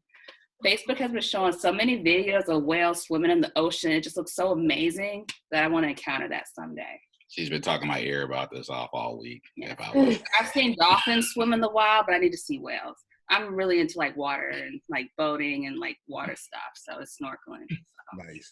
I have a goldfish. I watch it swim. You know what I'm saying? While I do the dishes.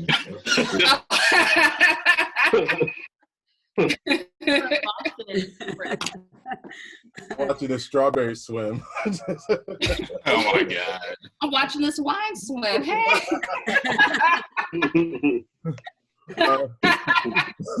Mr. Nee, you're the last one before we end the show. Okay, I'm the last on the list. Okay, I want to say intimacy first, because I feel that if I don't have a bond with a person, then there's nothing, right? And I think the way that you build bond is through intimacy.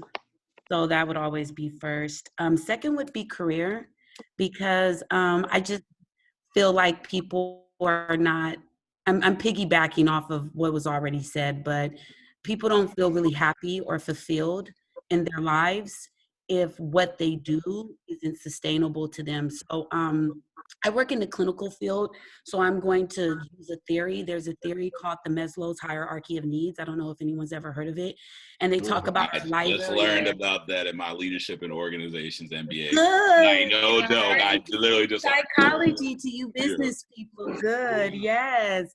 And so in the Maslow's hierarchy of needs, it comes life in a triangle from what sustains us to going all the way up to your highest self-sufficiency, right?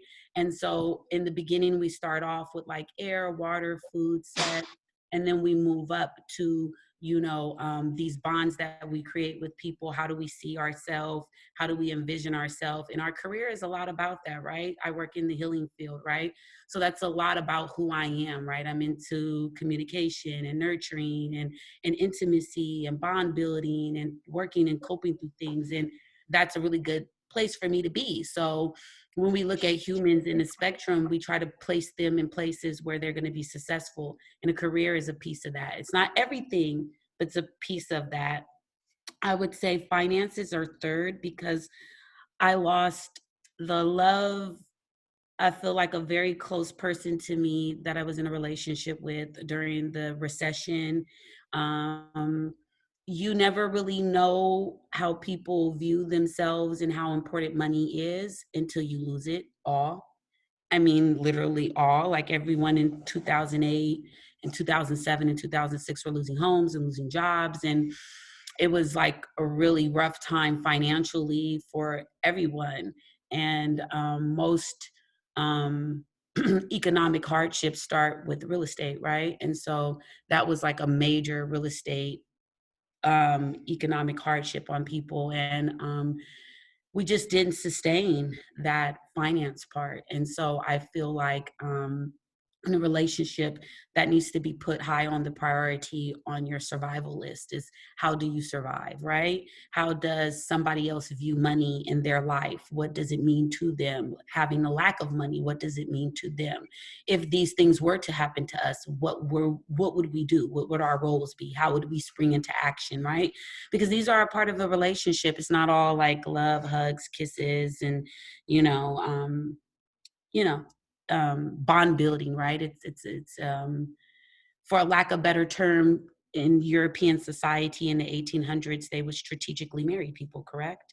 And so you want to have some type of proximity to wealth and access of that in your family so that you could be happy. And so I think finances is a really good thing to put higher on the list, because when you don't have them, things change drastically. We don't think that, but it does. Then I would put family, because, and I wish I could put it a little higher on the list, but for good or for bad, people are internalized their family, right? The people who raised you, the people who you have been raised around, your coping mechanisms, the skills in which you learned on how to behave in society. You're going to get that from these people's families. And I think in relationships where I wasn't successful enough, I just didn't pay enough attention to their family. You know what I mean? I was just like, I'm here. I want to be in this relationship. I love it. And then, you know, you go around their family and it's like, okay, it's a little ratchet around here, but I don't see that. I don't see this.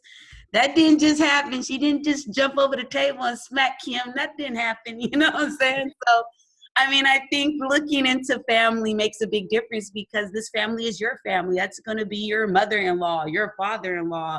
That's going to be your grandfather. And if you don't have that type of mentality going into this situation, you're fucking lost. You shouldn't even do it. You know what I mean? If you don't have the mentality that if he feels like his mom should live with us when something bad happens and you're cool with that, that's going to be a major thing in your relationship. So I kind of wish I could put family higher on the list, but I'm going to leave it there for what it's worth. And then religion, I'm going to put next. I do care about people that believe in God. I do think that we should have some type of basis, but I would be happy if I had a person that had a sense of a morality, right? Because what is religion? It's a sense of morality, right? It's a morality check to say this is not a good thing to do. This is a good thing to do. So you're just not leaving it up to your devices, right? And I'm not saying that there's anything wrong with atheists and science and facts and numbers. I'm pretty sure those things are great, but I wouldn't know how their morality would come into play, right? If things were to go off kilter, or you know, if I were to see someone and I think that they're passed out on the streets and they need help and you just don't care and you're going to walk past them, right? So religion plays a piece in that. And I'm not saying that you have to worship my God, but I'm saying that you have to have some type of morality, that somebody's watching you and that you should do stuff correctly or it's not good for you. And then I'm going to say travel last, even though I really do love to travel. I feel traveling is a luxury. And I wanted to purposely put it last because we're in a pandemic. And I think we're stripped from things that are not essential when things go bad, and actually traveling must not be essential for us humans to survive at this moment. So I'm going to look at it as a luxury. And if we can do it, amazing, let's do it. If we can't do it, then, let's create a picnic in the backyard or something. You know what I mean? It's all about compromise. And I wish compromise would have been in there too, because travel for me is compromise. I love to do it. You want to do it? Let's do it. You want to do it on your own with your boys? You can do it. I want to do it with my girls. I can do it. We could do it together. We could all do it together. We could do it. But I don't think it's like the top of the list. That's going to be on the next episode. I'm already writing that down. Compromise. You speaking to somebody from California. You speaking to somebody from California right now who's like kind of been locked up. I just saw like in LA County they extended the stay at home to like July. Yeah, I've been in Operation Home Prison for a long time now, March 17th to be exact, but I cannot complain because I am still working. So, I mean, on the list of things to do, to be locked in my home where I've already probably purchased too many things I don't need, and now I get to utilize them, right? Well, here's one thing I want to ask everybody in the group. You guys can all unmute yourselves on this one. I wrote down everybody's answer, and what shockingly is intimacy is at least number 1 or number 2 on everybody's list. But my question was, why wasn't finance number 1 or 2 on everybody's list? Except for Neef. Neef, you had finance, but everybody else. Finance was not top 2. Why is that? Well, I know finance wasn't number 1 on my list because I was a single woman for so long. Mm-hmm. And so I took responsibility for my finances. My dad did a good job of teaching me about finances. Then I took it upon myself for the last 4 years, 5 years, 6 years to learn about finances. I'm still learning about finances and stocks. And so I put that responsibility on myself now that I'm in this relationship. We're still learning how to manage finances within a household and with each other. But, we are not married yet. And so that journey continues. But finances in a relationship, it should be ever evolving. And joining together, we're not married yet, so I don't know exactly how that would work. But it wasn't number 1 on my list because I think family and intimacy, if you don't have those 2 things, then there's no need to have finances involved because you're not intimate with each other. You don't have that bond, and you are not looking forward to or building a family. You haven't incorporated a family. So why are you worried about each other's finances? That was just my thinking on it. The family and finances the family and the intimacy, you have to have those 2 first, and then you can move on to the finances. Right. For me, it's just not a high priority because we got them in order. So for me, I did my list by things I want to work on the most. And that's just not something I need to work on. If you asked me my first year of marriage, it would have been probably higher up. But year 3, I feel solid about that. Yeah, I think. Me with money, I'm always gonna have some, so I'm cool with it. I always make it. Honest answer, Cam. I like that. So I'm not really. Money's money. I didn't go and get these college degrees for nothing. I'm gonna try and get some money, regardless. I'm single, so I don't want to sound like I'm not calling her a gold digger, but she not messing with no broke. I don't want to sound like that. You put finances at the top of the list, it's kind of like, yeah, money's number 1. Okay, all that other crap doesn't even really matter, right? I mean. Yeah, I put finance 3 on the list only because, and that's only really more over the last 4 or 5 years or so. The reason why I think finance is important but not the end all be all is because kind of like kind of like what Shannon said earlier, is like it's constantly evolving. So you have to be able to adapt and adjust to, you know, whatever the needs are at that particular time. Mm-hmm. But the other thing too is that you still have to have some sort of like plan. And I'm taking that just from like my personal experience at work, like I said, where I see clients all the time that don't have a plan.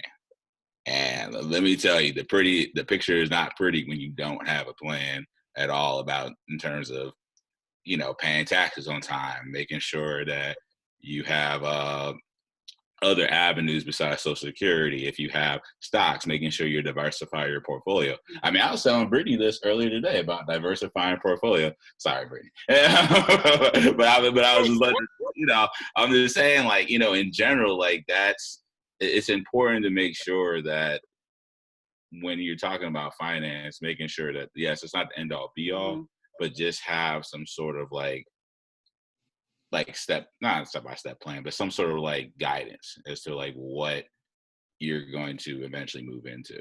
That's all. So for me, with finances, I have seen some of the poorest people have the happiest lives, and it inspires me. And I'm just like, how can they be so happy with so little, right? But they have love, and they have their family, and they're able to go and be with those people and enjoy each other. And for me, that's what I aspire, just as for happiness. And I don't think money necessarily brings you happiness. Now, a lot of people don't know me on here. Well, none of you all know me except for Garrett, right? And Brittany.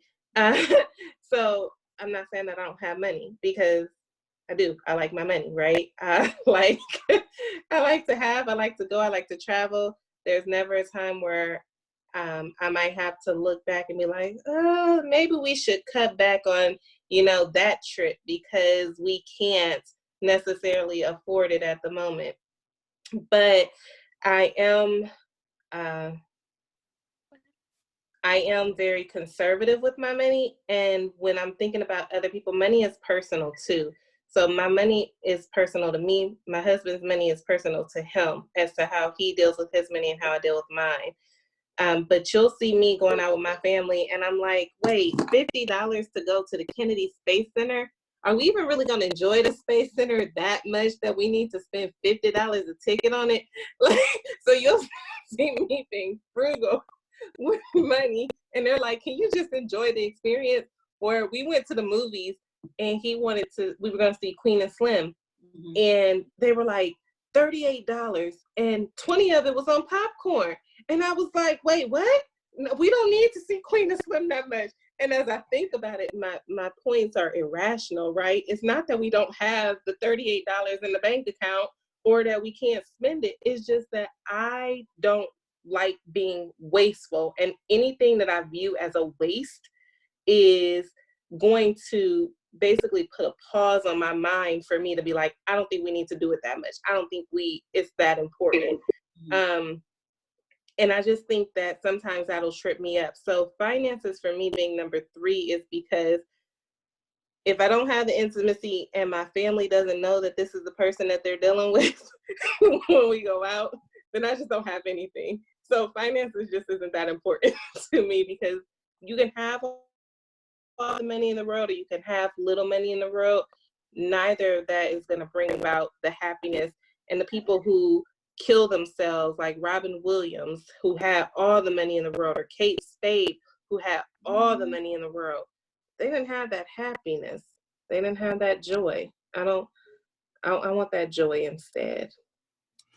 Well, all right, I'll speak for someone who put finances at number 2. You got 1 minute. List, right? You got 1 minute. Okay, so I'll make it quick, right? So, you know, other than, you know, just fucking with the person you're with, you know, you got to have a financial plan. And I think that's high up there.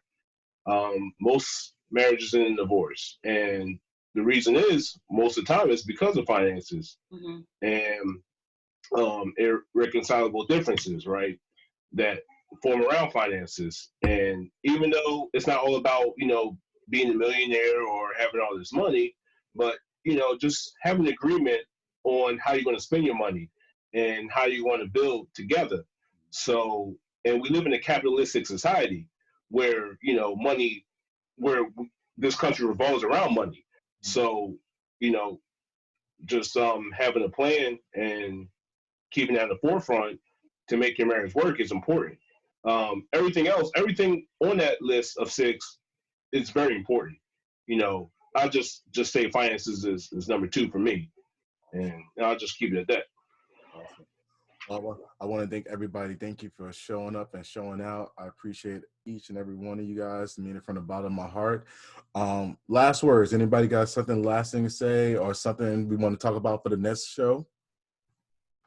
I want to say that there's one thing that's at the top of my personal list that wasn't on the 6, and that is an emotionally stable. I've encountered the unstable people, and it's not cool. Wait, say that one more time. You was cutting out. Say that one more time. Now a little bit. Emotionally stable. That's high on my personal list. Emotionally stable. Got it. Inner peace is key. I agree. Well, speaking of emotionally stable, whiskey is how I keep emotionally stable. For this week, I did not know you were gonna say that. So I mean, some people have that. Some people we need to smoke something. Some people need to just travel. Everybody has something that is emotionally stabling for them. I love it. At least have one person in the relationship be emotionally stable. I mean, so that they can deal with the crazy other person. Yeah. I'm gonna say one thing too that and I actually brought this up at the end of our first episode, but I'm gonna bring it up again because it's important, I think. And I just never forget it. It's like Cam knows where I'm going with this again, but like what he said to me like the day after the wedding, he talked about legacy. I think legacy is something that's important as well. For just future generations, you want to have something to pass down to to keep your family crest going, family history going. It's important because you have your relatives and you have other people that will help keep it going, but just to know that there's somebody there specifically that will help you, that will carry on what you built, what you generational wealth. Yes. Generational wealth. Exactly. That's exactly one of the points I was leading to, Denise. Ooh, that could be another topic. Write it down. Generational wealth. Yeah. And what does that mean for Black people? I would like to hear about it from like the Black perspective, right? Generational wealth, because when we talk about generational with Black people, we don't talk about wealth. We talk about our ancestry and slavery and this and that, but we don't actually talk about what does Black generational health look like. And even going back to like to Black Wall Street, you're gonna save that for next week. Yes. On top with compromise.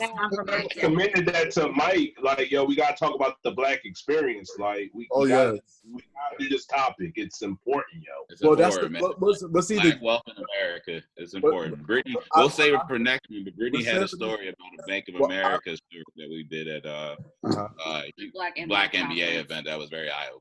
So we'll save that for next time.